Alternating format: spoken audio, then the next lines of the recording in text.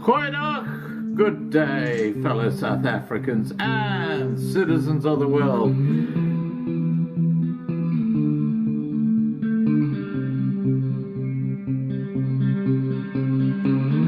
I've been looking around for salvation. I've been looking around for the truth. All around me I see frustration, and I looked all over till I found you. I sit and listen to your stories, and you're telling me, please don't worry. Lot in this world you should know, and love in life is where you should go. If you're looking for somewhere to go, if you're looking for someone to know, if you're looking for someone to guide you, then love in life will guide you.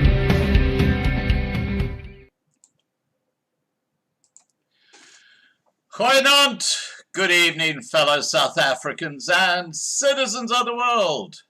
And yes, again, we have a very, very interesting live stream coming up tonight. But first, some admin. In the last 24 hours, the Loving Life family have once again shown, with God's grace, their generosity.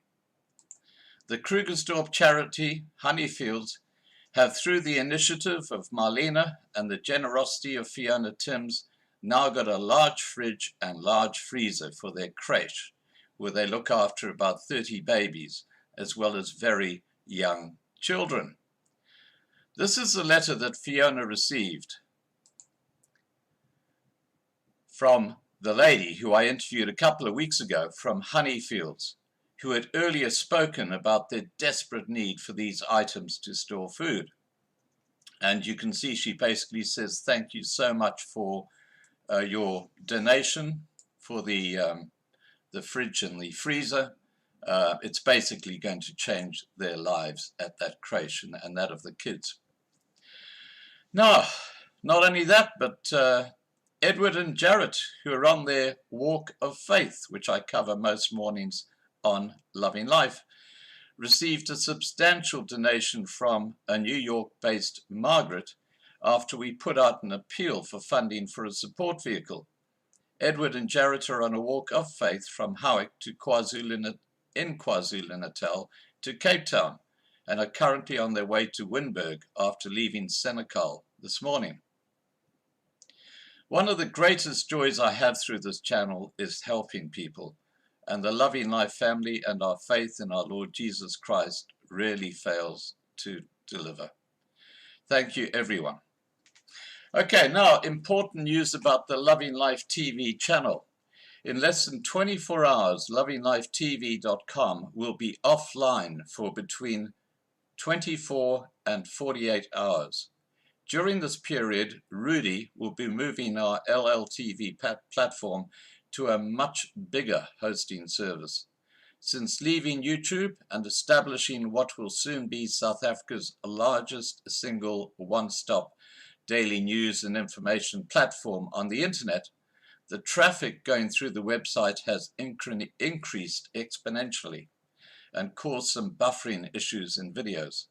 The move will fix these issues. The Loving Life forum is now well established. It is linked at the top of LLTV, or the Loving Life TV page, and has some amazing forums covering a wide range of subjects on South Africa.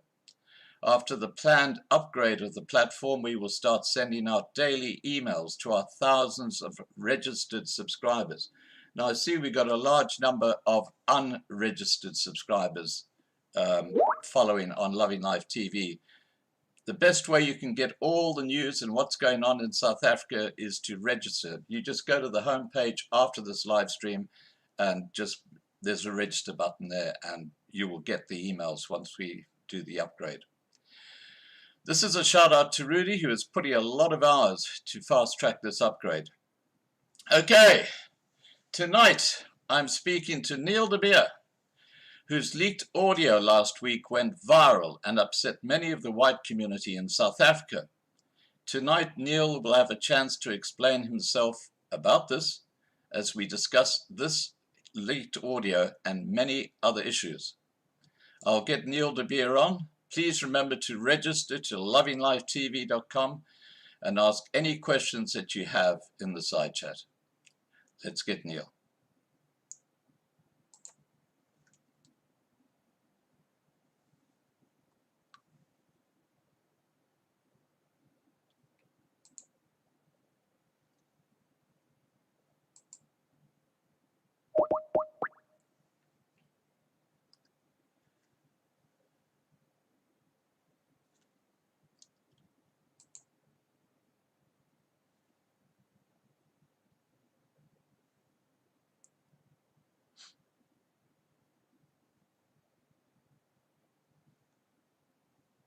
Okay, guys, I'm just waiting for Neil to respond. Here we go.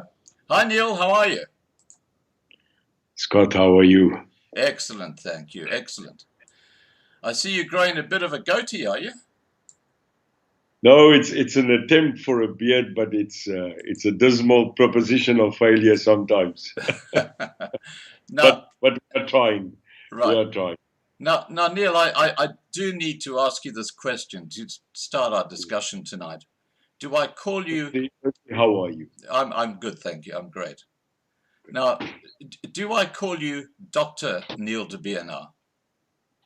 No, I think a title doesn't make a man. I think you can flourish on so many accolades that everybody's trying to throw on you, but I think Neil is still the best thing. That's my birth certificate. Well, it's not. I'll have it. All right, we'll talk about that a little bit later. A few months ago, you said you would come back onto Loving Life to chat at any time, and I thank you for once again joining us. Pleasure. As you know, I find you an intriguing character, highly intelligent, the gift of the gab, yet somehow there is a sinister shadow that seems to follow you around and undermine you. Now, I don't understand why, but I just, that's what people feel. Tonight, I hope to get to know the real Neil de Beer a lot better. So the first hour session didn't work. Sorry? So the first 3-hour session we had didn't work. Oh, well, we were then basically talking about. Okay, let's go through the talking points that you've presented and a few other issues that I'd like to go through. Okay, let's start off with that recent leaked audio tape where you made certain comments. Do you want to clarify exactly what you meant in that? Yeah, I'm tired of the right wing. Yeah, and you said you're not going to speak to the right wing again, and here you are speaking to someone who would be seen as right wing. Well, you're supposed to be a Christian. I am a Christian. So then you can't judge, and we can't judge people. Okay. So, well from my point of view, I'm very clear, Scott. I should have used the word gatvol, not tired. This country, in my very brief 6 months of exploring the political landscape, is more and more falling into the habitual abyss of the far right and the very ultra left EFF trying to make headwind in our country. Neil de Beer is now seen, and I am a moderate middle, cannot go on to every day be attacked and threatened and being listened to of the war stories and the ultra right and the ultra left wanting to destroy our country. And as a human being, which I have the constitutional right to say, I'm tired. That's what I said, and I blatantly stay with it. I'm not going to change my statement. And after 1 week, hundreds of people, nay, thousands agree with Neil de Beer. We are tired of the right-wing, ultra-right, white people, and we are absolutely tired of the ultra-left, so-called black leftist people. We are tired as the middle, moderate, that are trying to really not look for war, not look for ways of ultra-racism, but trying to make something work which is already, according to many, an impossible task. Okay, now I need to address something you said there, and it's something that really pisses me off, okay? And that is the reference to right-wing and even ultra-right-wing, because it's like the R word, the racism word. It gets thrown around and it's completely lost any value or any context at all, because it's used as a weapon. It's a weaponized word, often by a group of people to try and get out of a situation where they're in the shit. Now, using the word ultra-right, can you, now hang on, Neil. Can you please, no, hang on, I'm going to ask you a question now. Can you please explain to me what ultra-right actually means? What is an ultra-right wing person? Then I ask that we don't use foul language. Sure. But that wasn't foul language. Well, Scott, you know who I am. You know where I come from, and you have seen my book. I clearly know who the ultra-right wing is of this country. Tell me. So kom ek en jy draai nou nie boekies om. Tell me who they are.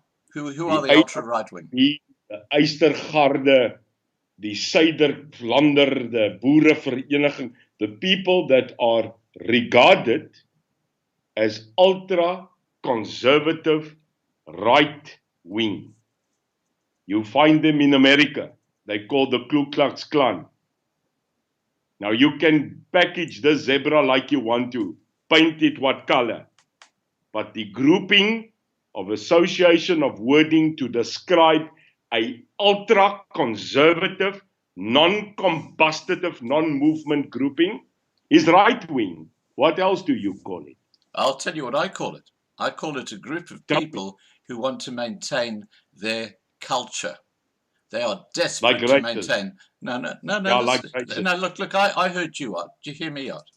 They're a group of people who want to maintain their culture. Like the Boers, they want to maintain, and the Christian word is very important here because they have deep Christian faith.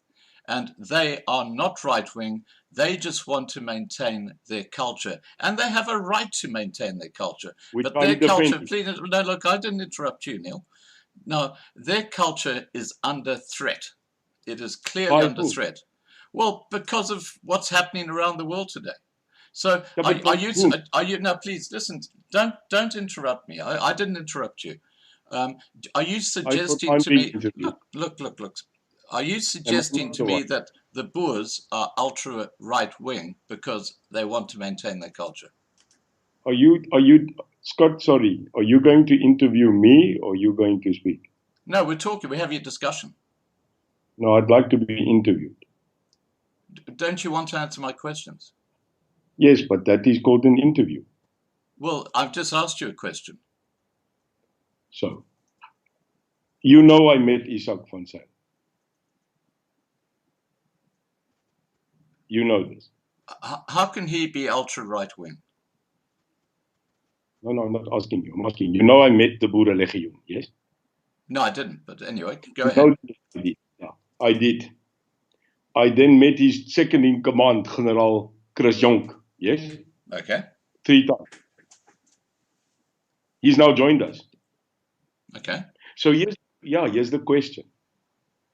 When you speak, and you were the one that hosted us, make no uncertain terms. Absolutely. You were the one. Yeah, absolutely. Yeah. I was very happy to.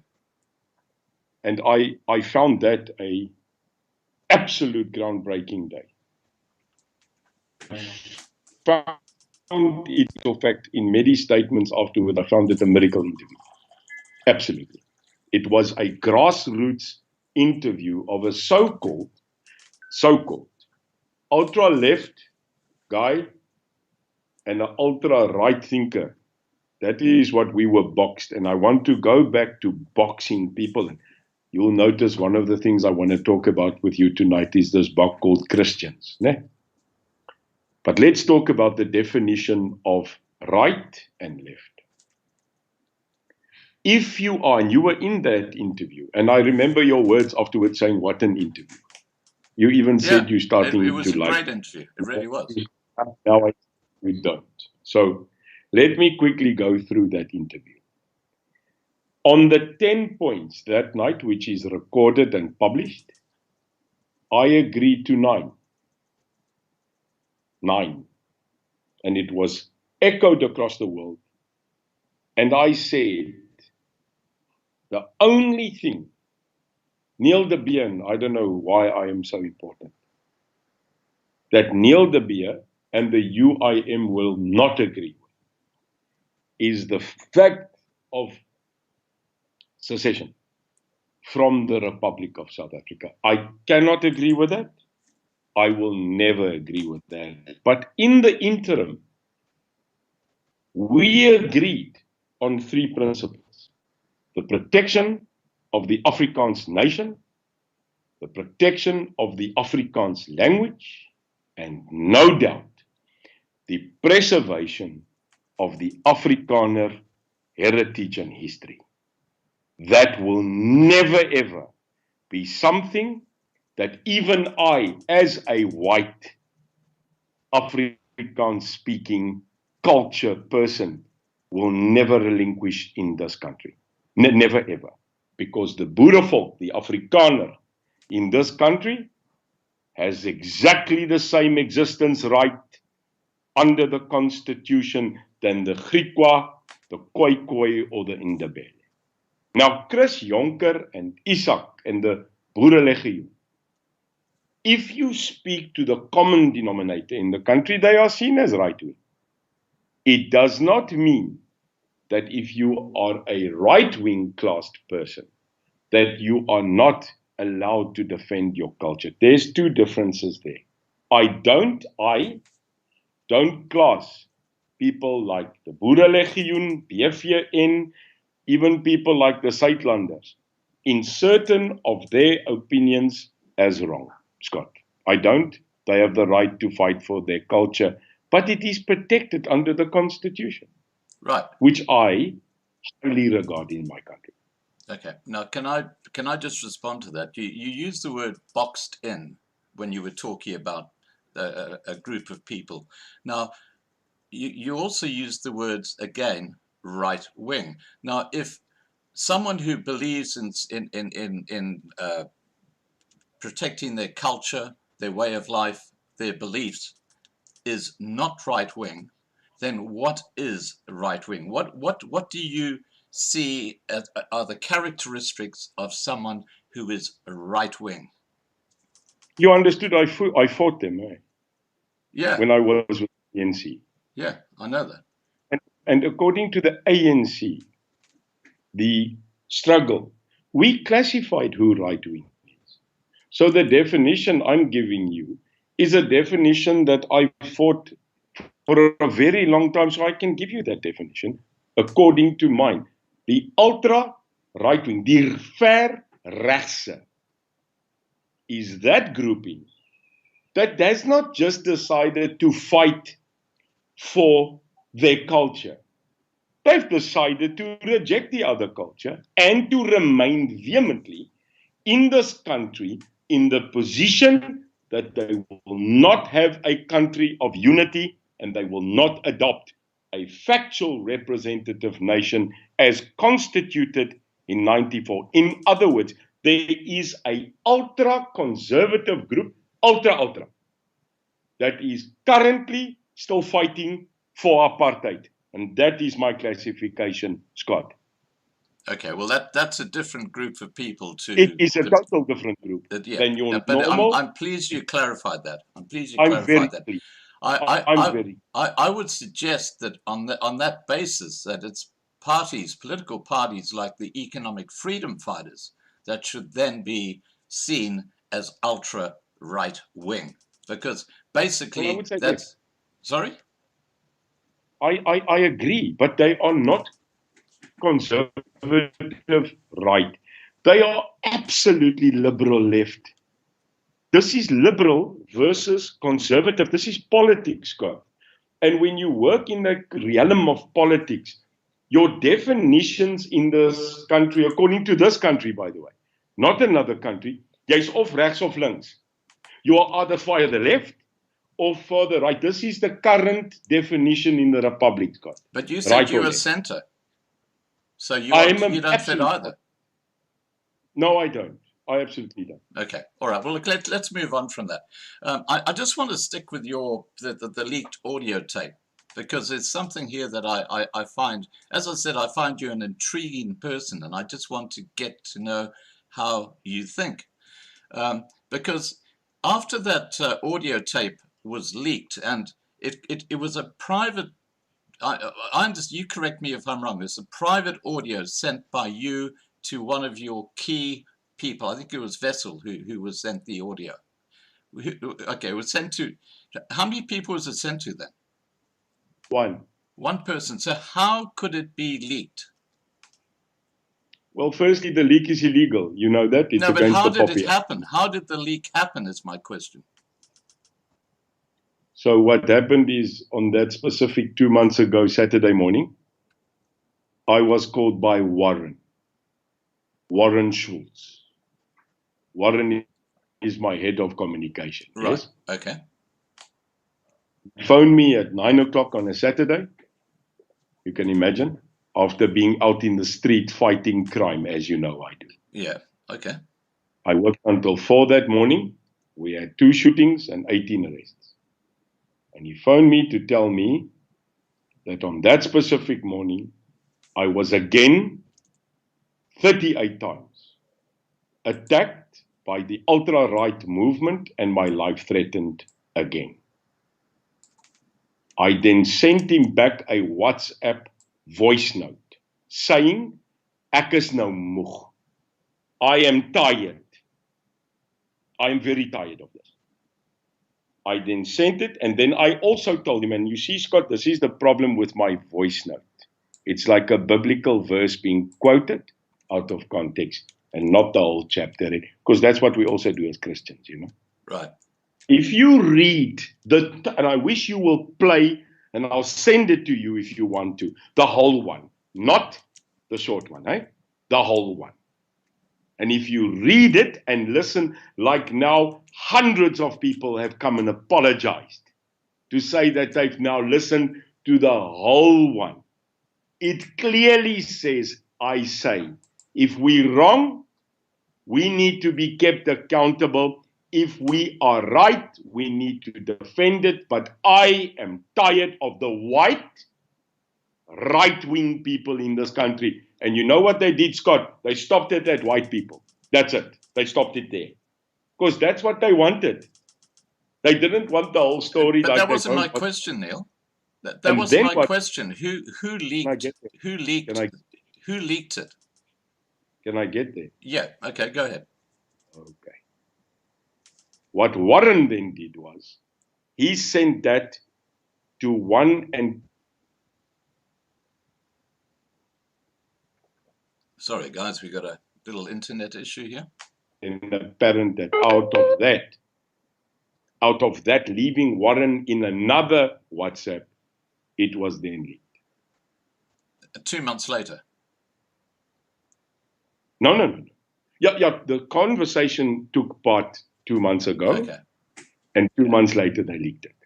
Okay, now this is the side of you I don't understand. Okay, and I look, you're a great guy. I as I say, I Thank you. like most of what I see and hear from you, but this is a side I don't understand.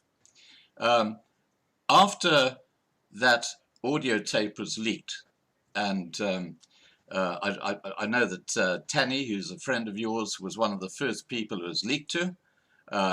Then Anthony Hall and Rumcut put that tape up or the audio up, and they said, you know, what a piece of whatever Neil de Beer is. And you took great exception to that. Now, and I can understand that. But in your response, you said, I'm going to sue the pants off you guys. No, I didn't. I've never said that. Well, that's the impression I got from your response. No, but where did I? No, impression, but where does it say that? Well, you said it's going to cost you a lot of money, and I'm ready. You said something to the effect you better prepare to respond. I've got I've got the video. No, I would not say that, because what we are busy doing, and I will not comment on this, because it's illegal in my country. It's the Poppy Act. So basically, so I'm taking okay, but the point is that Tanny himself made this point, Neil. Tanny himself made this point. He said this viral audio is everywhere. How do you find out who actually leaked it? Because the person who originally leaked it was the one who is actually in breach of the law, not those who were recipients of the leaked tape. Now, Anthony Hall was definitely not the person who originally leaked it. Neither was Ramkat.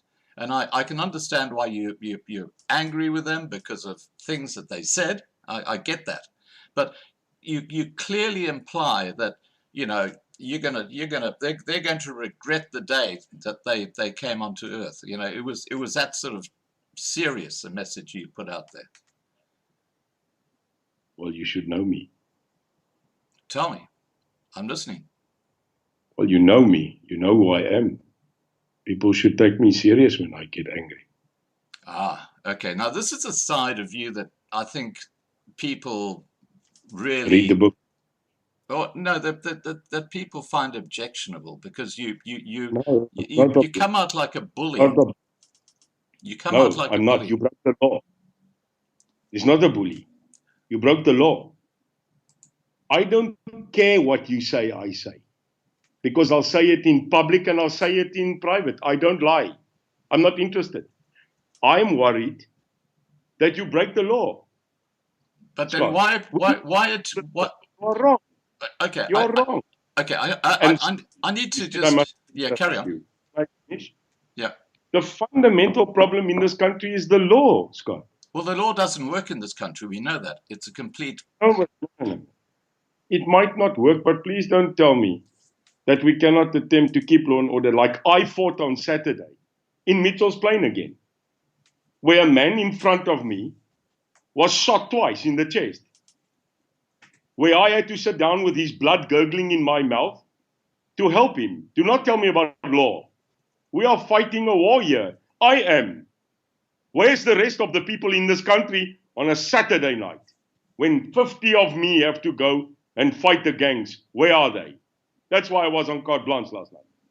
Because we are physically, Scott, fighting them and they're shooting us. So I cannot allow that dark wins in this country. I go out, you know this. I'm fighting crime, Scott. So if it is perpetrated by the flicking of a cigarette, urinating against a vibrecrete wall, or murder, it's law. Where do we start to take our country back, Scott? Where? By leaking videos? By taping? By attacking? I am on record and I'm waiting for you or any, and you know, I give your channel every opportunity I've got, because at the end of the day, I'll tell you that to your face. I have a lot of respect for you, because at least you go out there and you say it. I have respect for you. I might not like sometimes what you are saying, but I will never, ever not give you that time if I can. Because you are at least that man standing up for rights in this country. I saw what I saw. I said what I said. But I want you to give me the opportunity of context. You have never asked me an unreasonable question, Scott, and I will always give you a reasonable answer. We are being attacked here. Yep. And I am not going to allow people like Mr. Hall like Mr. Ramka, with respect, that attack me on an ongoing basis of my character, but not one piece of energy spent, Scott, on attacking the ANC or the EFF. Why so much energy on me? Well, Why? there's a thing called jealousy, okay? But look, let's move. Let's just continue with this theme, because you mentioned Anthony Hall again. Let's talk about Anthony Hall just for a second. I saw a video of you both a few months ago in a very festive mood, proclaiming each other almost as blood brothers. What was so special about the rings you and Anthony wore on your fingers? And did you say, "I will take a bullet for you," when you spoke to Anthony Hall? I want to know what went wrong, because somehow No, it completely collapsed, that relationship. absolutely flabbergasted. Absolutely no idea. I am still today on record on my last telephone call to Anthony Hall 4 or 5 months ago. It's on record, where I called him. I said to him, Anthony, I will never ever backstab you. I will never attack you. I know you're a loose cannon. I know your mouth is sometimes foul. But I know the Anthony Hall that I spent a couple of months or a couple of weeks knowing, and I found that guy okay. What has happened, I must tell you, I have no idea. And I have tried on many occasions, evidently on video, not to lash out. And you will notice I don't comment on his. I have tried to understand this. This is a man who has 6 months ago perpetually started just out of the blue to attack me. He has made comments that are previously, I am his brother, I'm a great man, I'm the worthy president, I'm a good leader, I'm a good man. You can see the videos what he made about me. 100% accolade. And then suddenly, he decided that he's going to run for politics after saying clearly, repetitively, he's not interested in politics. Now he's running for president. Scott, it's not about running for president or about me or about you. I don't need to run for president. I'm already a president of 2 or 3 companies. I'm okay. I have a nice life. I stood up and said, already from the start, you know, when I did my first press release, I will run for president because I believe I know the enemy. I believe I am world knowledgeable. I've had ups and downs, I've had successes and losses, but I am still me. To take on this massive task of removing the ANC, of defeating the EFF and their ideology, you are going to need a warrior. You are going to need a man without fear, but a man that understands war, that understands the atrocities of war, that understands both sides of the ANC and of any other party, but more than that, someone that can lead. And I put my hat in the ring, and I think from that day on, I have been open to every scrutiny, but I'm still standing. I will continue. Anthony Hall is very clearly on his own mission. I am not Anthony Hall's enemy. I will never be his enemy, because you will notice my enemy, I declared it 3 times now already. It is the enemy of the people, it is the ANC and the EFF that have changed, that are no longer what I thought they would be after so long time. And I'm not going to continue with the Anthony Hall debate. I'll tell you why. When you become so focused on the battle, you forget that we are fighting a war. So I have no idea. The rings, I don't know if you know. Can I quickly give you the expose about the rings? Please do. Yeah, I'm fascinated. So Some people wear golden chains. Some people wear bracelets. Some people wear rings. And I must admit, I have an absolute fascination with rings from across the world. I probably have about 26. And my dad, God rest his soul, that passed away, he was a ring man. And I've never stopped wearing them. So that's the story about the rings. Right. I'd like to show them. I'd like you to see them. Maybe at the end of the live stream. How's that? Yeah, now, I've got a whole handful. now, there's something I just want to I gave him a ring because it was a joke at that stage. So I took him a ring and I said, "Here's a ring." And yeah, so that's me. So I must apologize.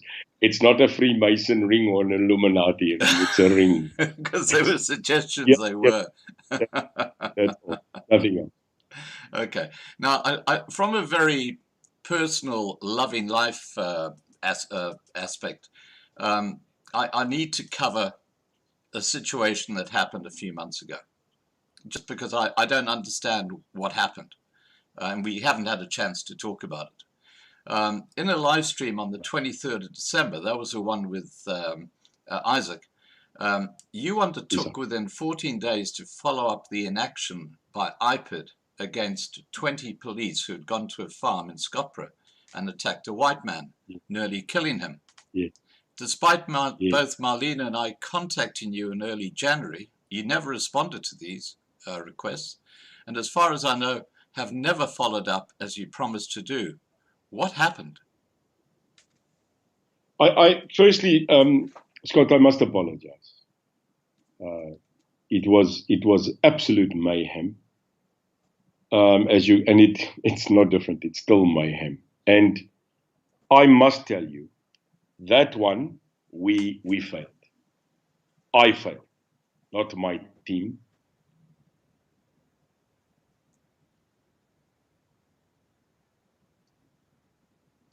Sorry, guys, we got internet issues again. In KZN. Scott? Yeah, I'm here. Yeah.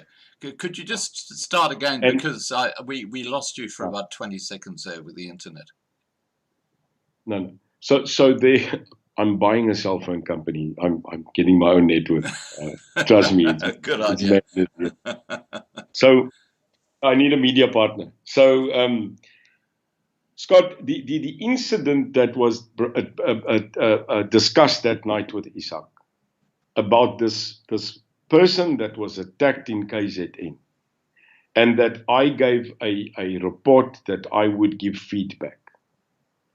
I spoke about a week after that discussion with a major general in the Western Cape, which I know very well, because I come from that background. And I highlighted the request of, before I get involved, to hear both sides of the story, and I put it to that gentleman that I would really like to know because of my interview.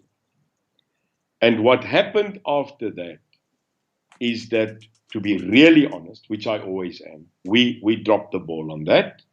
I was then reminded again of it about 2 months ago by a lady that joined me on a Facebook. And I then said to her on Facebook, and Sydney, my PA, what was the result of this investigation? And we never heard back. And in all of what we are doing, even today, I don't know if you saw, with this absolute crazy incident in Witstrand police, we are now again being asked to intervene. And Scott, we can only do so much as the UIM and myself. You know, we are becoming a court party, may I say. Because what else can we do except take people to court? Now, you know, in our country, I'm sad to say, the SAPS and police authority is in disintegration. And I fear today it seems justice as well. So I would like to apologize if we dropped the ball, if we did not follow up like we intended, and that is my Right. Well, If there is a remedy, if there's anything, we can only do so much, but we will make mistakes. I am fallible and I'm willing to apologize. okay. Well, I'm pleased we've covered that because I didn't know what happened. I can tell you from our side what has happened is that one of the Loving Please. Life family in KwaZulu-Natal has a very senior friend in the police force. She is now actually fast tracking and making sure that justice is done over that issue. Now, you mentioned White River. I actually Yes. covered that, in fact, this morning on a video on my new platform, which is lovinglifetv.com. And what Congratulations. yeah, thank you. We've got off YouTube because it's just censorship. We're actually upgrading our platform in the next couple of days because we have got so many people now joining because we've got a very, very large spread of news. We've got several YouTube channels who are joining us. They're actually going to be on lovinglifetv.com as well, all covering South Africa. We got a forum where we got all sorts of topics being discussed, which you can't do on YouTube. And we've got a No. whole range of things that we're doing just on lovinglifetv.com. Now, I want to get back to White River.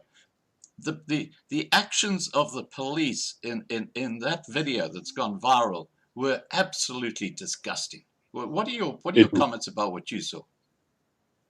Scott, firstly, we were going to send a letter. That again, here we go. Do they listen to our letters?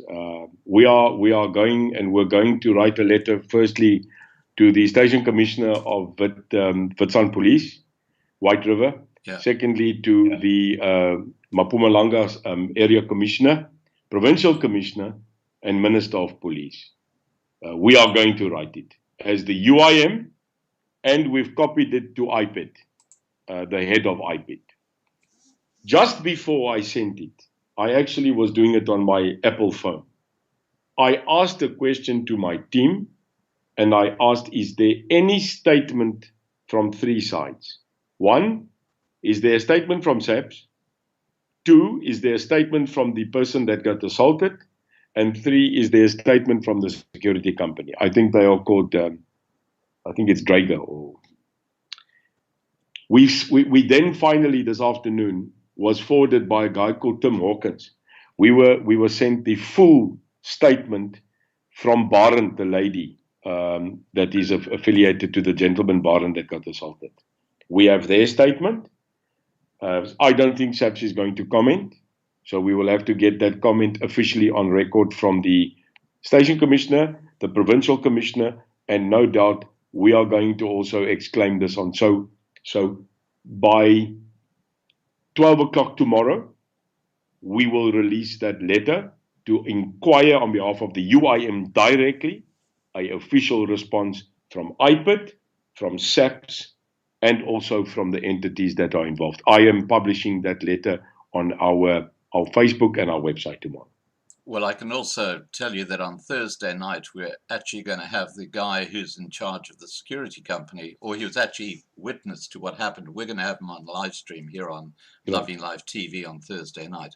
Now, but we also do have the copy, Scott, of our letter. If you could send me a copy of that, that'd be great. We will do so. Okay. Now, let's get back to. I've gone a bit off the rails here, but I think it's been important because I want to understand Neil de Beer. Okay, I've got a far better understanding of who Neil de Beer is now. Now, I'm getting back to your talking points, and as I say, I got a bit off the track. Tell us about the mission and vision of your political party or your political movement. I guess, is it a party now or a movement? Scott, we have decided to remain a movement.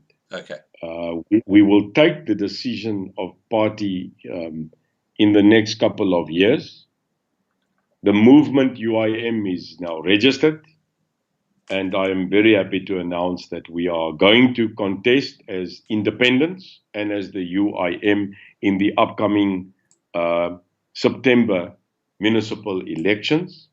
We are still in doubt, Scott, I must tell you hot off the press, that there is a major fight in this country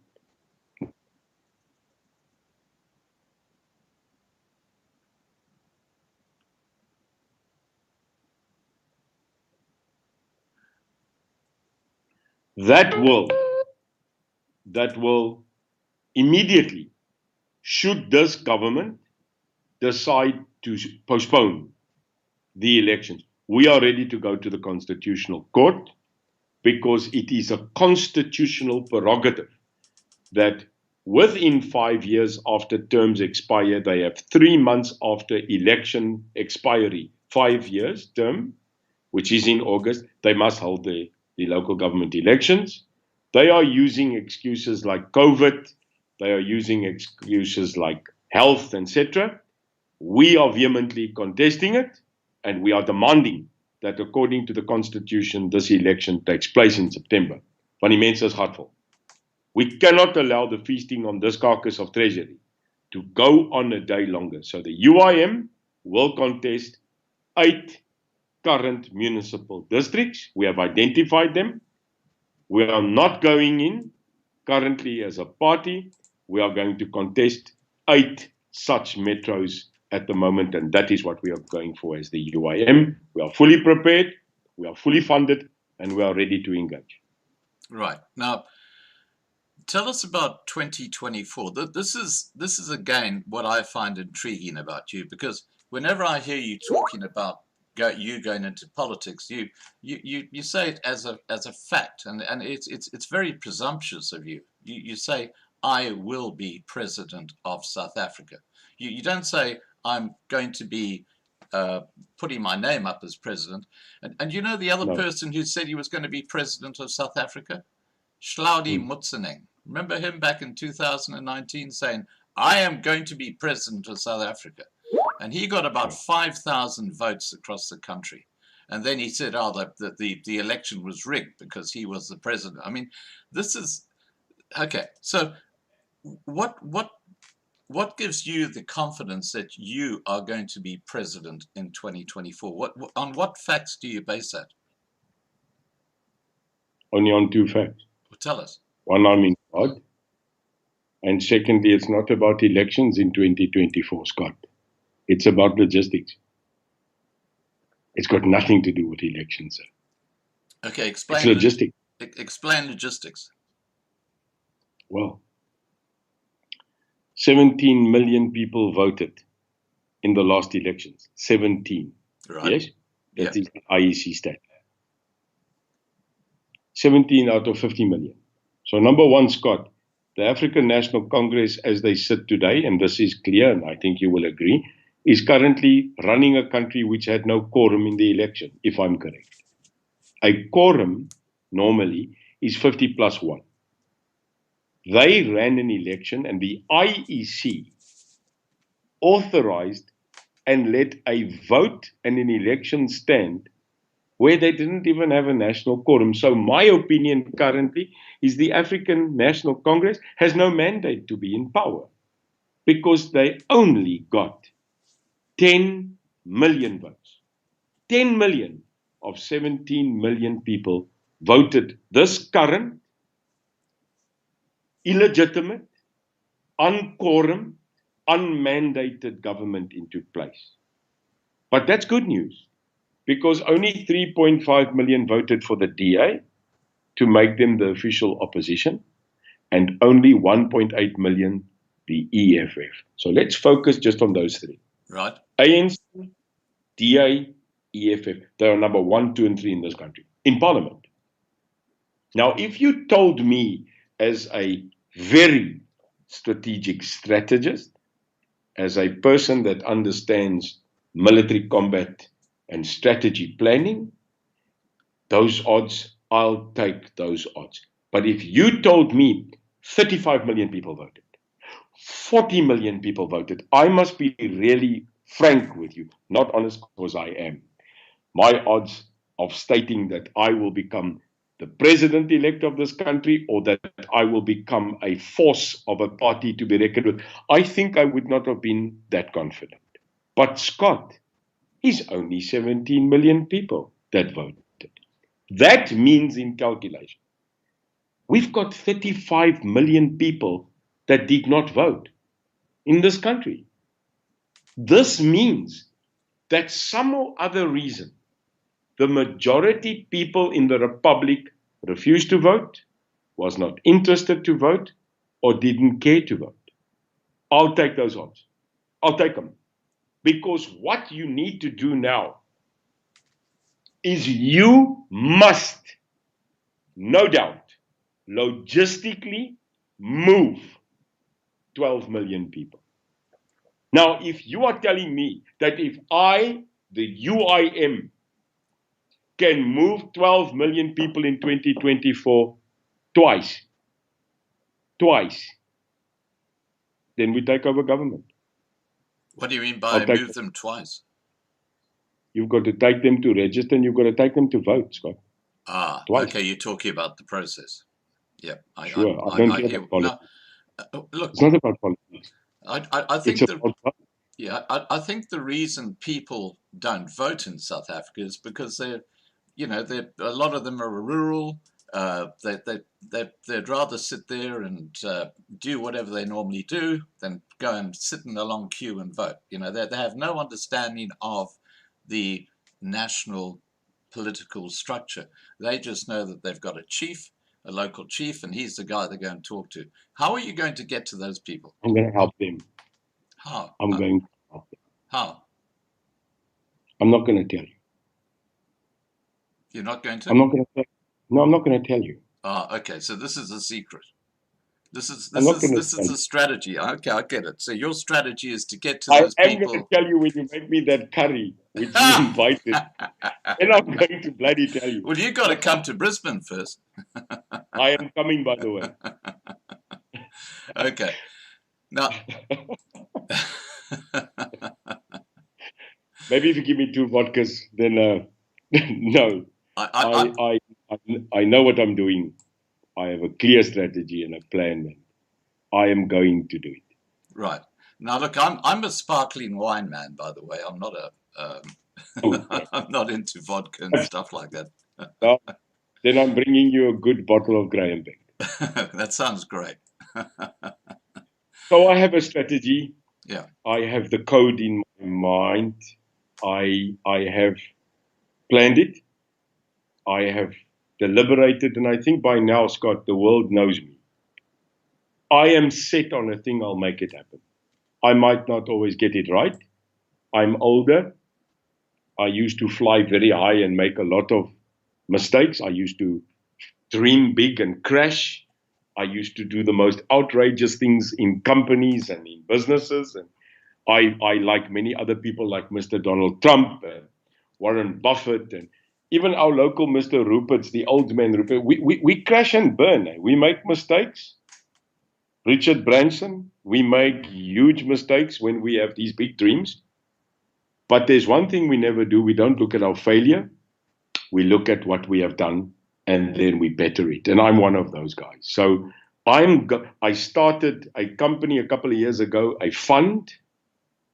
I dreamt about a fund, and I'm definitely not a fund manager or a banker or whatever you want to call a fund. A lot of people don't get what is a fund, so you call it a bank. But I dreamt about it, and it's existing now, and it's growing. So I have plans. I have strategy. So I believe that the majority people in this country do not want to continue with a system of a ANC draconian state that's killing itself, and that's interesting, the news coming out today, and also a EFF that is a liberal, communalistic, nationalistic ideology, and I know they'll stand with us. Right. Now, just talking about your banking side, there was an open letter that went out on the internet to you just in the last week. And I just want to run this past you because there are a few comments made in here that you probably want to respond to. Well, firstly, we found out Joe is not Joe. Who is it? I always say, when you make a fire in the bush, a big fire, why are you complaining if the hyenas come and look? You should have made the fire in the first place. So I think people are a little bit too eager to destroy me. They make mistakes. Well, let me put this.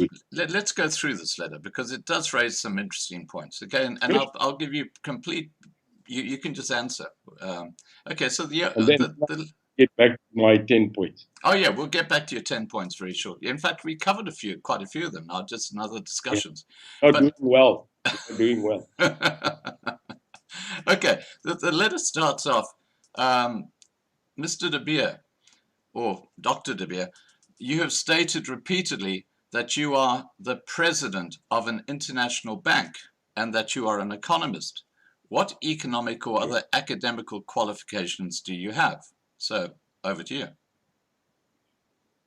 Firstly, I don't have a bank. I have a fund. It's called Invest Fund Africa. Now, when you speak to the layman and you tell them a fund, they have no idea. What is a fund? Well, a fund in economic terminology is an entity registered and licensed to take in money and distribute money. That's what a fund does. To the normal person, it's called a bank. So what we do when we talk to people, instead of telling them it is an investment infrastructure fund, we tell them it's like a bank. It's a bank. We not a bank. We take in money from the world and we borrow it out to countries on the continent of Africa to grow infrastructure. So I want to make it very clear. We are an investment fund based currently as a head office in Mauritius as a fund capital structure and supported by a head office group in Spain with a partnership there. So we are not a bank, but watch the space. We have decided to look at now going into starting our own investment bank. So yes, we are talking about it. And by the way, Scott, it is on our website. So people mustn't get confused. Invest Bank Africa is holistically 100% owned by the IFA, Invest Fund Africa. I don't want people to blur the two. Right. And sorry, the question was, what economic or other academic qualifications do you have? The same as Richard Branson's, 0. Okay. All right. So basically, Elon. You could say life skills. No, sir.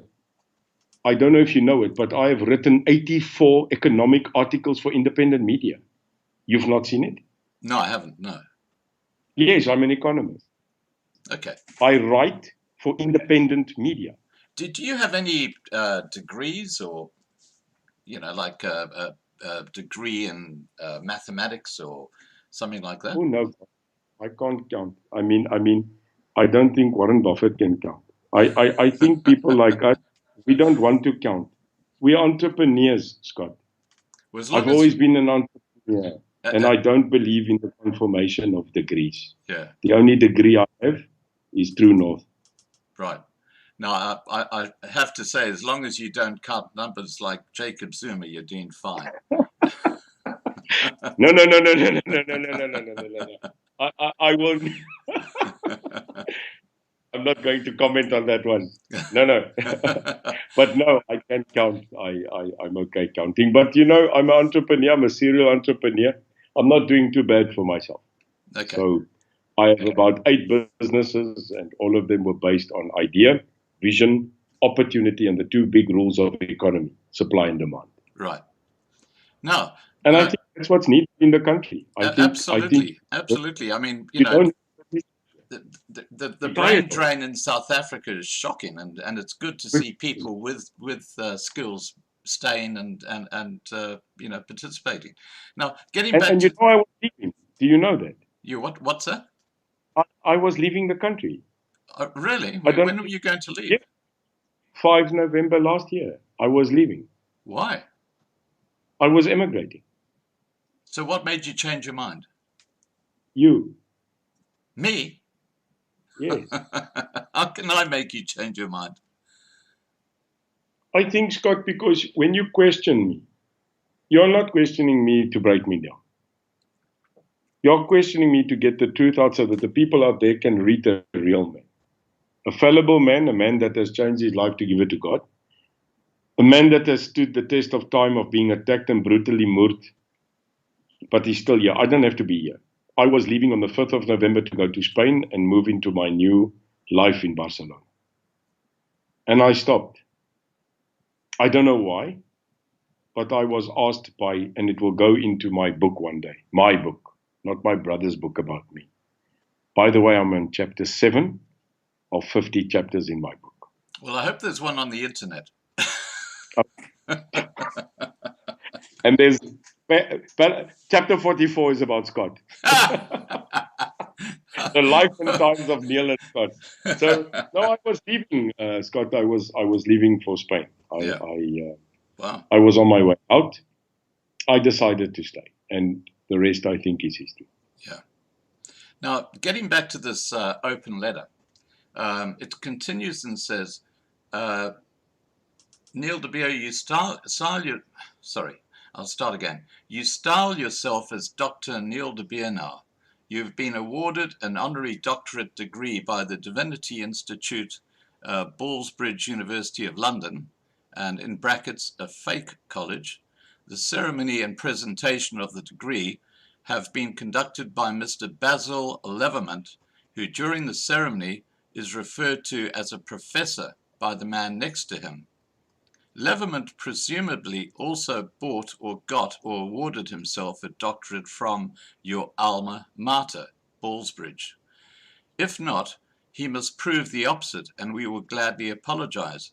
It appears that Mr. Levermont might have a personal involvement or interest with this institution, which is currently being investigated. And he goes on to say, quoting verbatim from the internet, Ballsbridge University is a diploma mill that has no physical presence, recognition, accreditation of any kind anywhere in the world. It is a scam designed to earn money from people who want a shortcut degree, diploma, or certificate. Its chancellor is a prince, like the Nigerian 420 email scam. Ironically, the web domain, now this is what I found intriguing. Ironically, and this might be wrong, ironically, the web domain ballsbridge-divinity.com has been registered on the 16th of October 2020 by the very same registrant, Tukars, with a ZA mailing address as the UIM website, uimsa.org, which was registered on the 22nd of September 2020. Now, is there any affiliation between UIM and this scam university? If I wanted to start my own university, I think I can afford 3. I don't need a scammed college or university to make me a doctor. I really don't need to, because I've been offered 3 others by great big universities on the continent. So I have cleared it that on the day that I got this anointment of a paper, there was a lady who's currently serving as a lecturer at the University of Western Cape, right, who's actually there, who also on the same day, in the same room at this function, also got an honorary degree. I saw that. Who's a doctor already.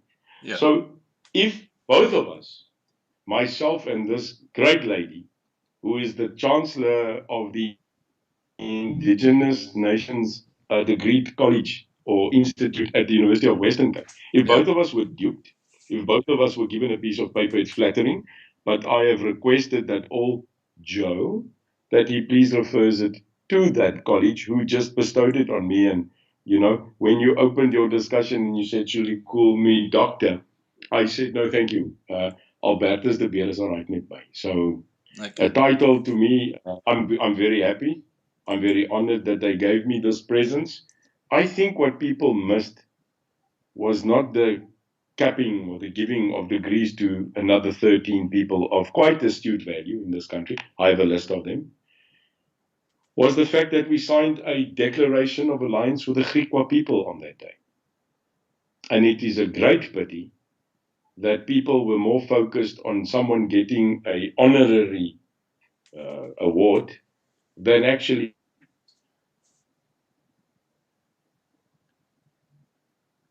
Griqua nation under Alan Koplo V. I was wondering why Joe didn't write about that. I can tell you about that, actually.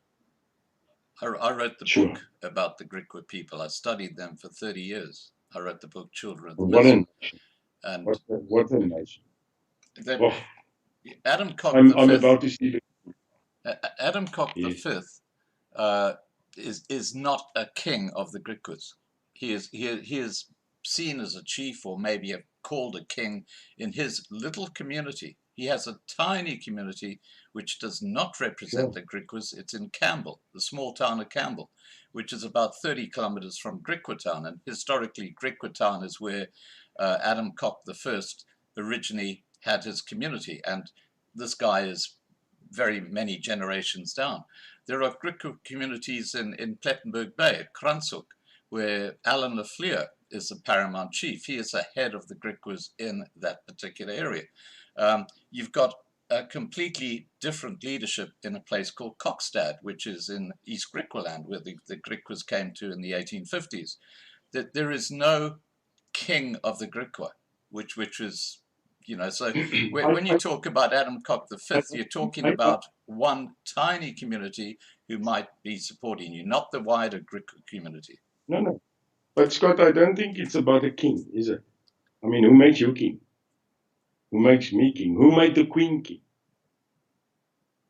So the question isn't about a king. The recognition of a multitude of indigenous nations in this country is very important, if you would agree. I do. I get it. And this is why it is vital. So what we did was, there is an indigenous council. I don't know if you know it. Oh, yes, I do. Now we are speaking to that council. And they are recognized by state. They are recognized by government, like Controlesa. Yeah. Controlesa obviously is a governing parliamentary system for traditional leadership in this country. So the UIM, and here's a quick question because I want to get to that. Who's the Boerevolk leader?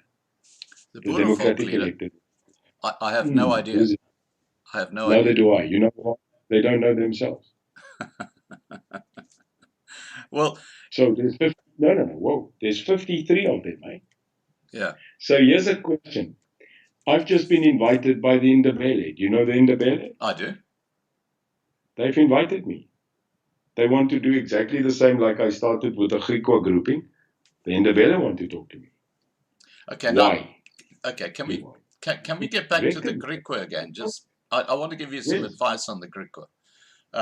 The biggest and most influential group of leaders amongst the Griquas actually are under the umbrella of the Griqua National Council. That's a group that you need to speak to if you want to speak with authority on behalf of most of the Griqua people across the country. That I'm just letting you know that's the guy. And I will give you my word, we will get there, Scott. Yeah, and I can tell you that Alan Lafleur's brother, Cecil Lafleur, is one of the key people within that Griqua National Council. Anyway, that's just by the by. And we'd like to talk to him. We would love to. Yeah. We would love to. Well, I know that both will. Well, if you give me a number, if you can, I would appreciate it. I'm not going to get them involved in politics because I know their views on politics. I think it's important, as you will agree, that we are actually a group of nations in a nation. Yeah, absolutely. This brings us back to this right-wing labeling, which I hate because, as you said correctly just a while ago, the Boers have every right to have their own culture, their own beliefs. And I think places like Orania are so important because there they can practice and be part of a community that I've got to remember, I have a UIM member from Orania. One. You've infiltrated Orania. My gosh. On her membership form, it says Orania. I said, no. And as true as God is my witness, yeah. So we have one lady in Orania. Well, there you go. I mean, that's making headway, that's for sure. Right, now look, I think we covered most of the points in here. Okay, we've got the them, racial I divide. think, Do you want to talk about the racial divide in South Africa? yeah, it's bad, Scott. It's a tenseness. It's a massive tense debate in this country, and we are perpetuating. And that's why I was so glad that I could clear up what I mean with right wing. I must apologize if it is not the right wording. I'm not talking about the conservative white Afrikaner. I'm talking about that which you in yourself know, the ultra militant right. That is what I will say from now on, if that's the right description. But I am no doubt, without any confusion, staan ek vir die regte van die Afrikaner, want ek is self 'n Afrikaner, and I will not stop fighting for them. But we cannot have the racial impasse, and Scott, it's alive. And I don't think it's a South African trademark, this racist thing. It's in America. It's across the world where you have that conflict. And I fear, and you know, Scott, I've been through it. I've been through racism. I fought apartheid. And I've never seen a country on such a precipice of racial divide prior to 94 than currently in this country. And here's the good thing. The average normal South African, black or white, Indian or indigenous, I'll tell you what, they're sick and tired of it as well, and they just want to have a normal life. But as you said, there are political groupings in this country that are benefiting from keeping us divided. Yeah.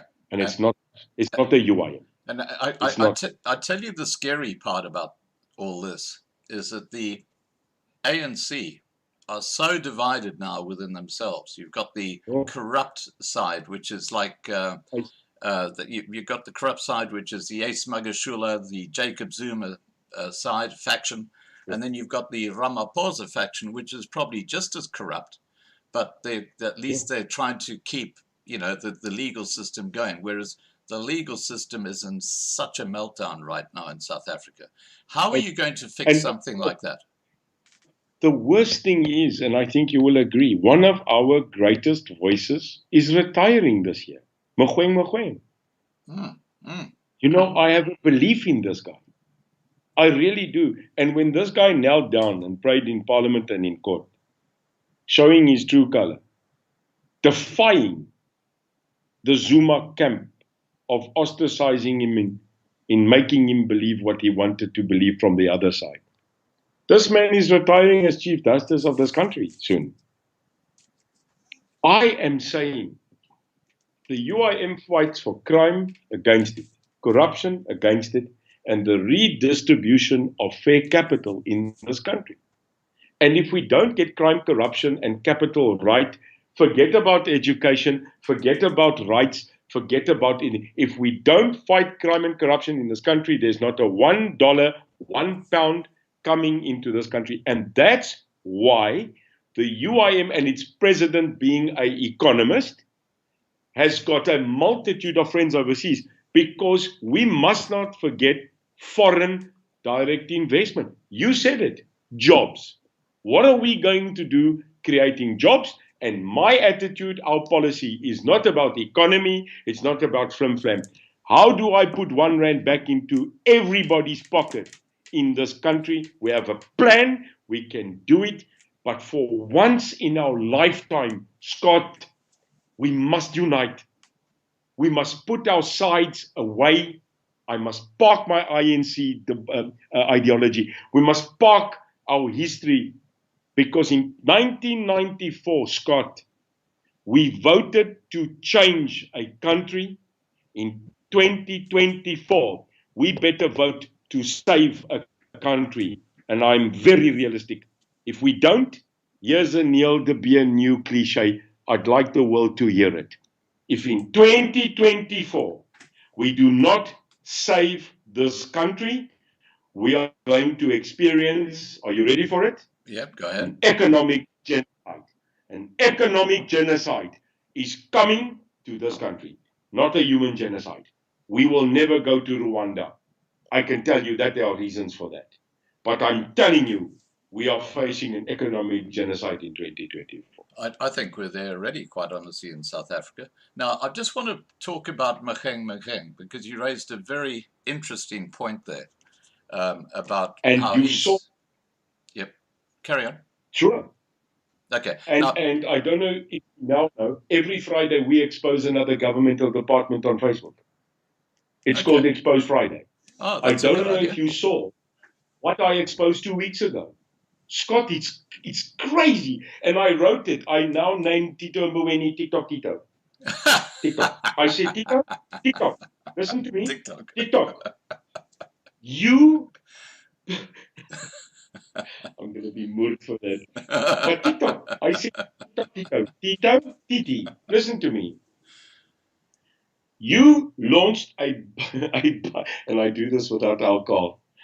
I'd hate to see you after alcohol. No, it's crazy. So our budget for this year is 1.3 trillion rand, Scott. That's our budget. The 2021-22 budget. 1.3 trillion. Do you know what we exposed, how much they stole just out of the Zondo Commission's allegations in 3 years? Well over $1 trillion. 1.5 trillion, Scott. Yeah. They stole our annual budget in 3 years. Not bad going, is it? This is devastating. And then last week, we exposed the Department of Health. We exposed them. When are you going to do the South African Police Service? McKee's oversaw a health department, Scott. You know how much they lost, stolen, misappropriated in a year? How much? 14 billion. Oh, jeez. So take 1.5 trillion plus the 14 billion, and next week we are going for SAPS. We are going good. for that's going to be a good one. And Becky Sele. Becky Sele. Well, I call, okay, you know how you use that name for TikTok 20? Well, look, I've got some nicknames for these guys as well. I call Cyril Ramaphosa Hippo Eyes. Have you ever looked at him when he's giving his address and those eyes that bulge out? Just looked like a hippo. So on Loving Life, we call him Hippo Eyes. But now getting back to Maheng. Now he made us. Well, he was up talking to a congregation in church, and he said that this COVID-19 and everything that's happening there is a scam. It's evil, and he hit the nail on the head as far as I'm concerned.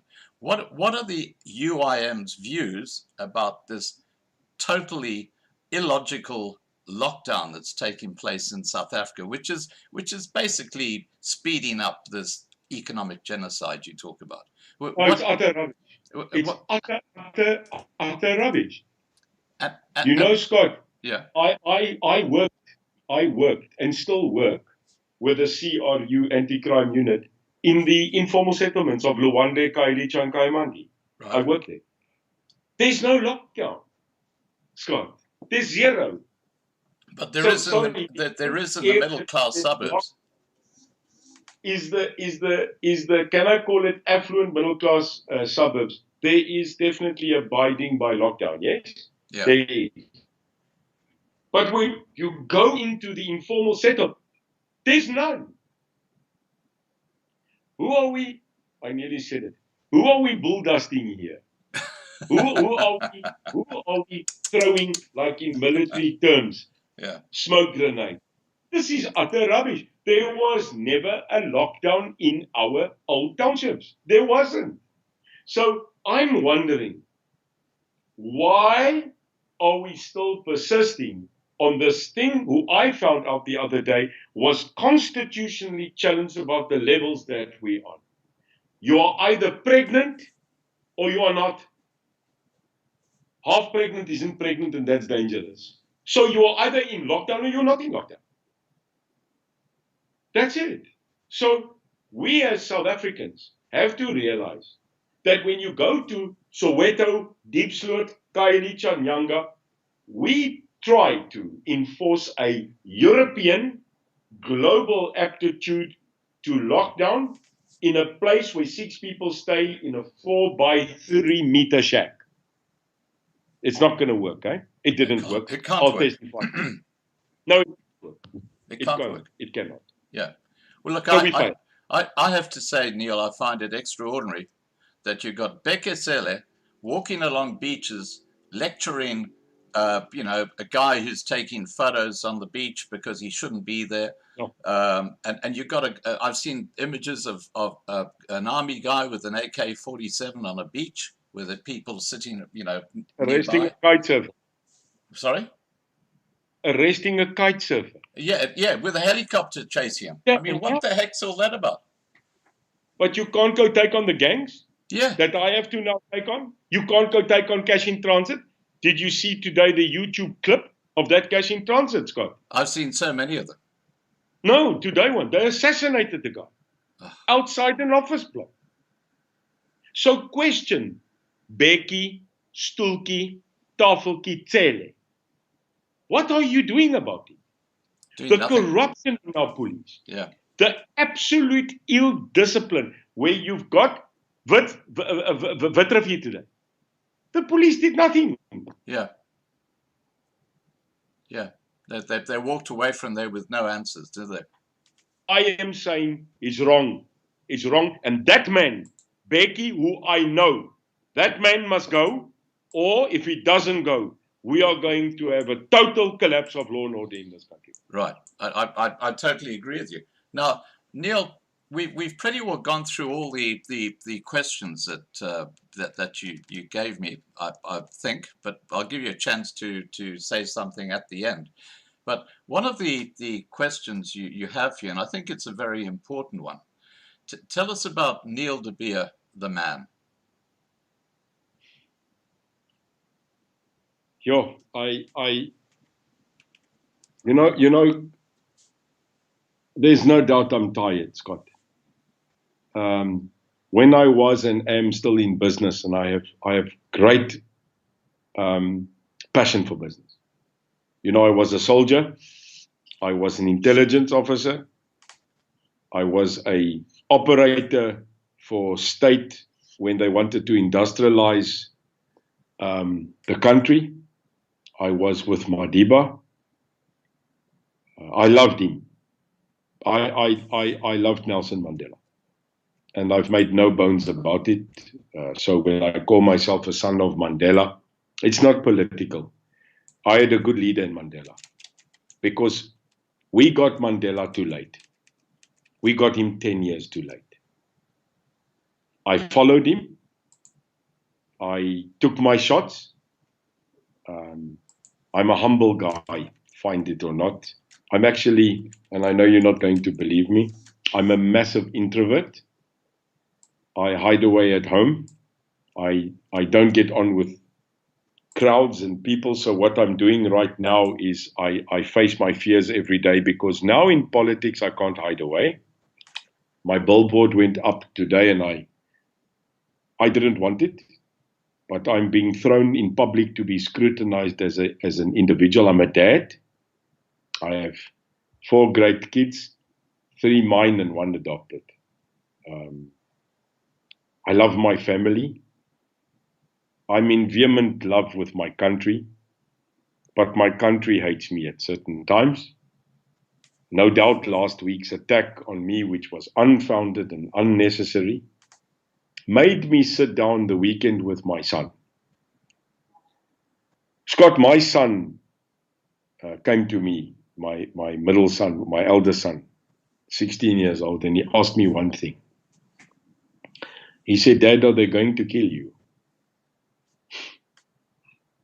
And I said, "Reese, what do you mean?" And he said, "Dad, are they going to kill you? And if they do, what will happen to us?" This was my son. And at that stage, after being threatened now again this week with death threats and people coming for me, Sunday's exposure on carte blanche fighting gang. Neil's tired, Scott. Neil is starting to wonder if this was worth it. Neil became a Christian on the 27th of August last year. I am in no denial I was a man of the dark. I was a death angel. I loved war. It was a hell of a thing to give my life to something that I fought for so long. It's very hard to be a Christian. And you notice I wrote there, I would like to understand why, if people claim to be Christians, do they judge? Do they not forgive? And do they continue with us? Because I don't read the Bible like that. And I'm what they call a virgin Christian. I look at other people, and I'm new. I still Google if I want strength in the morning, I quickly Google on Bible for strength, and I get it. Well, I've got a better idea for you on that, Neil. On my lovinglifetv.com forum, if you go to the forum link, there's a fellow there whose name is Marius, and he does daily bread, where you actually got a few pieces out of the Bible, and he then it gives an explanation to what it's all about, and it's very, very interesting. You should think about having a look at that in the morning. Can I make one declaration to you? Please go ahead. And I want to make it emphatically on your channel, because I think you may be one of the people in my political career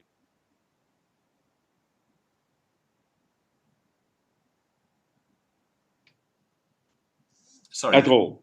Could you repeat that? You're one of the people in my political career, then the internet crashed, but you're back. Scott, you are one of the people that in my political career of the past 6 months has interviewed me the most. Right. In this 6 months. You are the one that has had with me the longest discussion. You know me more now.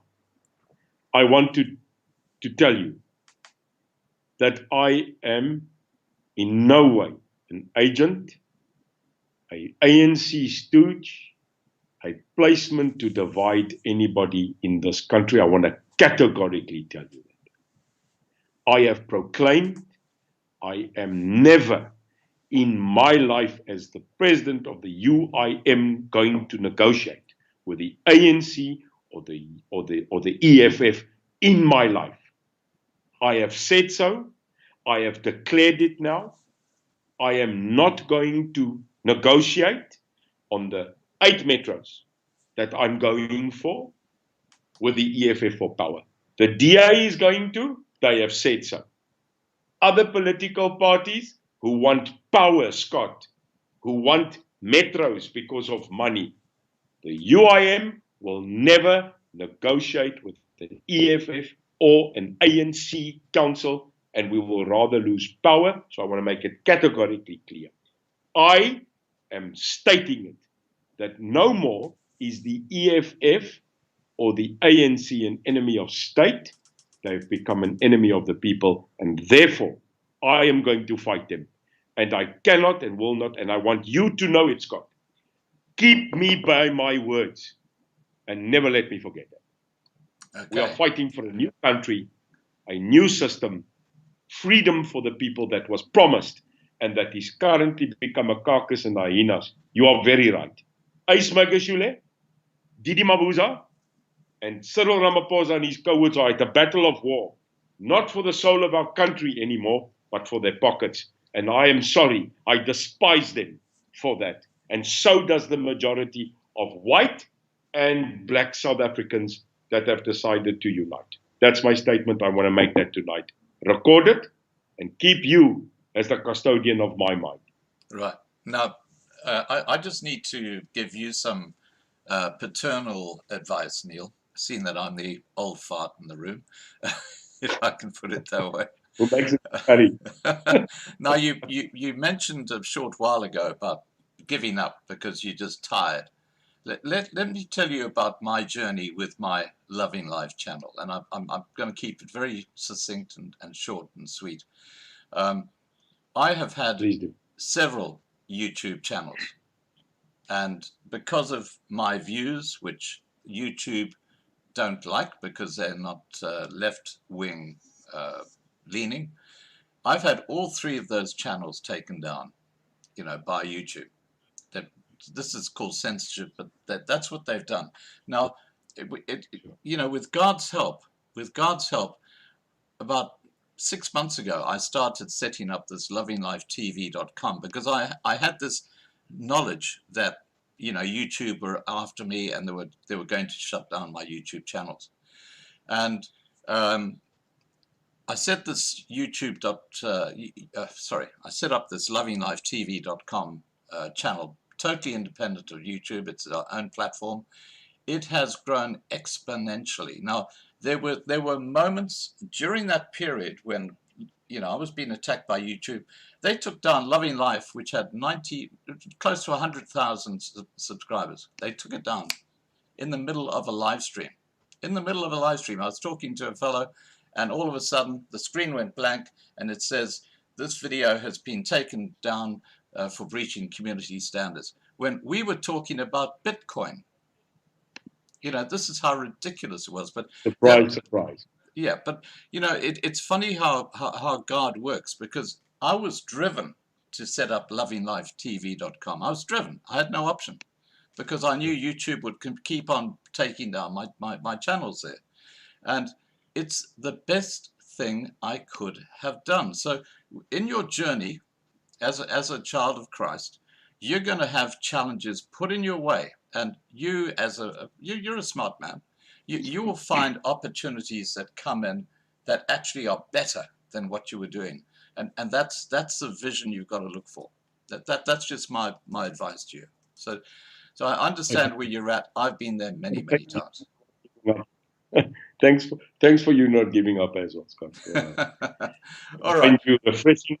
I find you straightforward. I find you as a person that. I'm always nervous. I'm more nervous when Scott calls than carte blanche or 60 minutes. I can take, but I like it because you keep me on my toes. You keep me informed, and I will never be able to get to a point where I get tired of you. I am tired. I have a great group of people, and I want to give you my word. I will last until the end game. I'm here to stay. And let's see what 2024 brings, Scott. I'm here. I'm not. I told the lady today I'm plugged into to his generator. I don't know where I get the energy, but I'm sticking. And Scott, I will take you on. I'm sticking. All right, guys, we got another little internet glitch. Gotta love the internet in South Africa, haven't you, Neil? Oh, I love it. It's like Eskom. I call them Esgan. Niks kom hier na toe nie. So Scott, I'm saying you are going to see still a lot like this. I might lose more of this, but I'm going to be with you and your people, and I'll always be available when I can.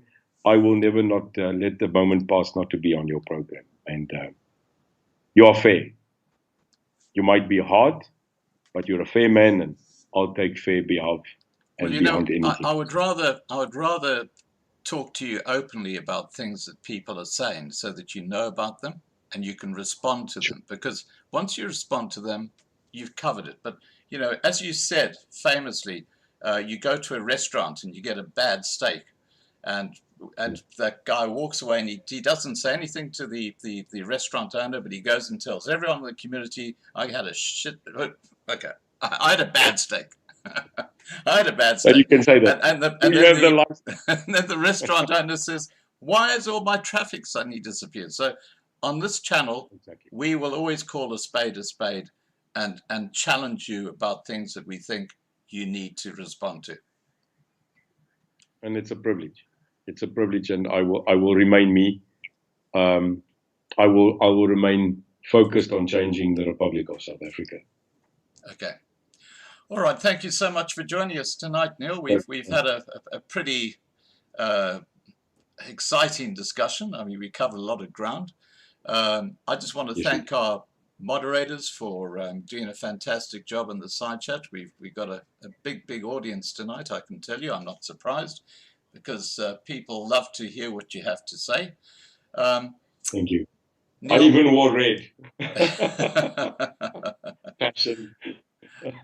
Okay, Neil, take care, and everybody have a great evening, and please share this video widely, and make sure if you haven't registered on lovinglifetv.com yet that you do so, because once we've upgraded and moved to our new, bigger platform because of the growth of this channel or this platform, we are going to be sending out daily emails with all the news updates, who the live streams are going to be involving. So if you don't register, you won't get that information. It's that simple. Okay, guys, take care and bye for now. I'll leave the side chat on for a few minutes so you can say your goodbyes. Thanks, Neil.